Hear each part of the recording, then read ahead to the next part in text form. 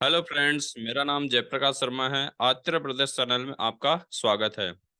दोस्तों, आज का विषय है सुनफा योग। सुनफा योग कैसे बनता है? सुनफा योग इंगित करता है कि आप कई संपत्तियों के गौरवान्वित मालिक होंगे, जो आप अपनी दृढ़ता और अच्छे निर्णयों के माध्यम से अर्जित करेंगे। आप अत्यंत धनवान होंगे और आपका आपको राजा के जीवन जीने का सुख प्राप्त होगा। जब आपके व्यक्तित्व की बात आती है तो आप बुद्धिमान होते हैं और शायद ही कभी गलत निर्णय लेंगे। आपकी प्रतिष्ठा एक प्रतिष्ठित शासक के बराबर होगी। अर्थात यह योग जब बनता है, तब वह व्यक्ति कई संपत्तियों के गौरवान्वित मालिक होता है और अपनी दृढ़ता अपने निर्णय के माध्यम से अर्जित करता है। जो इतनी संपत्ति होती है वो अपने खुद के दृढ़ता और निर्णयों से प्राप्त करता है। इस योग में जिस व्यक्ति के जन्म कुंडली में यह योग होता है, वो अत्यंत धनवान होता है और बुद्धिमान होता है। वह कभी भी गलत डिसीजन नहीं लेता। अब यह जो सुनफा योग बनता है, वो कुंडली में किस तरीके से बनता है, वो इस वीडियो के जरिए हम देखते हैं। तो आइए स्टार्ट करते हैं।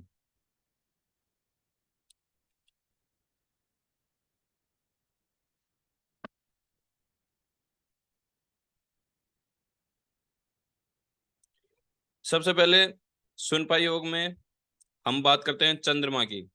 अगर चंद्रमा कहीं पे भी बैठता है और उसके आगे वाला जो घर है उसमें कौन सा ग्रह बैठा जाता है, उसी से बनता है सुनफा योग। अब सुनफा योग ऐसे ही नहीं है कि आप किसी भी जन्म कुंडली में आप देख लोगे तो उसी जन्म कुंडली में आपको सुनफा योग मिलेगा। नहीं दोस्तों, सबसे पहले सुनफा योग में चंद्रमा की डिग्री देखनी पड़ेगी। उसके बाद चंद्रमा के अस्त तो नहीं है सूर्य के साथ में।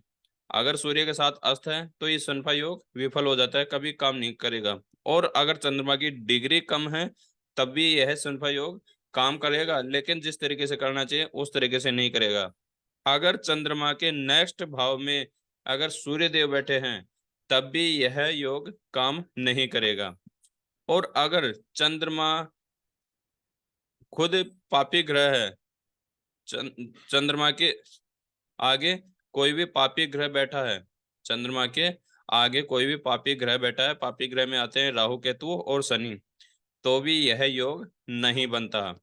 अब हम बात करते हैं कि कैसे पता चले कि हमारी जन्म कुंडली में चंद्रमा के आगे जो ग्रह बैठे हैं तो वो कहाँ बैठे हैं, तो वो क्या उससे आपके कुंडली में सुनपा योग बनता है या नहीं। तो देखते हैं। अगर दोस्तों आपके लग्न में ही चंद्रमा बैठे हैं और उसके बिल्कुल आगे वाले, यानी एक बार मैं आपको समझाता हूं। अगर उसके जैसे यहाँ चंद्रमा बैठे हैं, अगर इस कंडीशन में बिल्कुल उसके आगे वाले घर के अंदर सूर्य के अलावा कोई भी ग्रह अगर बैठा है तो यहाँ सुनफा योग बनता है। अगर सुनफा योग बनता है तो सुनफा योग से होने वाले आपको लाभ प्राप्त होने स्टार्ट होंगे। और वो कब होते हैं? जब चंद्रमा की दशा अंतर्दशा प्रत्यंतर दशा आती है, तभी यह योग काम करता है। उसके बाद बात करते हैं कि जैसे कि क्या आगे भी ऐसा कुछ होगा। तो बात करते हैं। अगर सेकंड नंबर भाव में अगर चंद्रमा बैठे हैं और उसके आगे कोई भी ग्रह बैठे हैं, जस्ट आगे वाले घर के अंदर कोई और ग्रह बैठे हैं, बस इतना याद रखना है कि चंद्रमा को देखो, चंद्रमा आपका योग कारक है या मारक है। अगर मारक कंडीशन में है तो भी यह सुनफा योग आपके काम नहीं करेगा, विफल हो जाएगा। और चंद्रमा नीच कंडीशन में बैठा है तो भी यह योग निष्फल हो जाता है, काम नहीं कर पाता।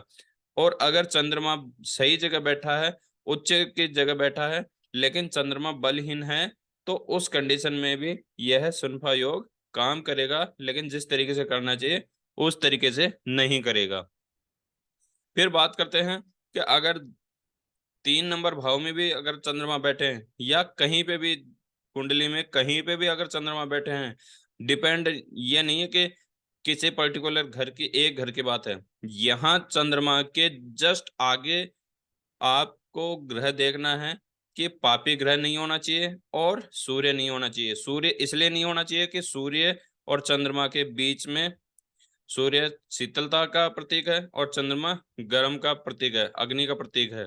तो इन दोनों के बीच में कभी भी अगर दूरियां हैं तो अच्छे है, अगर ये पास में आ जाते हैं तो चंद्रमा को अस्त कर देता है और अस्त होते ही चंद्र अमावस्या दोष लग जाता है। इसलिए सूर्य को जस्ट आगे वाले घर में आते ही यह योग नहीं काम करता। फिर बात करते हैं पापी ग्रह शनि राहु केतु, अगर ये आते हैं तो इस दोष को यह निष्फल कर देते हैं, क्योंकि चंद्रमा सौम्य देव में आता है और जो राहु केतु शनि आते हैं ये क्रूर ग्रह और पापी ग्रह में आते हैं। तो इन के बीच में आपस में तालमेल नहीं बनता, तो इस कारण से सुनफा योग विफल हो जाता है। तो सुनफा योग में सबसे मेन चीज ये कि बताना चाहूंगा मैं कि अगर कंडीशन कोई भी हो, सबसे मेन चीज आपके दिमाग में ये रहनी चाहिए कि चंद्रमा जहां बैठा है बिल्कुल उसके आगे वाले घर में कोई भी ग्रह बैठा है, उसको आप देख लो कि अगर चंद्रमा जिस घर में बैठा है उस घर में चंद्रमा की डिग्री कितनी है, चंद्रमा नीच का और मारक तो नहीं है। ये देखने के बाद में आपको क्लियर हो जाएगा कि आप जिस कुंडली को देख रहे हैं उसमें सनपा योग है या नहीं। अगर जैसे कि कई कुंडली ऐसी आती हैं जिसमें कि चंद्रमा के बिल्कुल आगे सूर्य बैठा होता है, या बहुत सारे ग्रह बैठे हैं, मंगल बुध गुरु और शुक्र, ये अच्छे ग्रह होते हैं, ये भी बैठे हैं, सूर्य नहीं बैठा, अच्छी बात है। लेकिन अगर इनके साथ कोई भी एक पापी ग्रह बैठ गया, जैसे शनि राहु केतु में कोई भी एक ग्रह बैठ गया, तो उस कंडीशन में भी सनफा योग विफल हो जाता है, क्योंकि क्रूर ग्रह बैठते ही इस योग को विफल कर देते हैं। तो दोस्तों, मेरे द्वारा इस वीडियो को मैंने जिस तरीके से समझाने की कोशिश किया हूँ, आशा करूंगा कि यह आपको समझ में आई होगी। अगर आप अपनी जन्म कुंडली मेरे द्वारा विश्लेषण कराना चाहते हैं तो स्क्रीन पे लिखा हुआ है अपनी जन्म तारीख, समय, स्थान, डेट ऑफ बर्थ, टाइम और पैलेस, ये आपको दिए गए स्क्रीन पे क्यूआर कोड है व्हाट्सएप का, उस पर आप मेरे को शेयर कर सकते हैं। मैं आपकी जन्म कुंडली विश्लेषण करके आपको उस कुंडली से संबंधित जो भी समस्याएं हैं या जो भी आने वाले योग हैं उनके बारे में मैं आपको विश्लेषण करके बताऊंगा। अगर वीडियो अच्छी लगी है तो लाइक शेयर सब्सक्राइब जरूर करें, और अगर आप किसी भी स्टेट से देख रहे हैं और वीडियो अच्छी लगी है तो अपने स्टेट का नाम जरूर डालें। नेक्स्ट वीडियो जैसी आएगी तब तक नोटिफिकेशन आ जाएगा। तब तक के लिए जय श्री राम।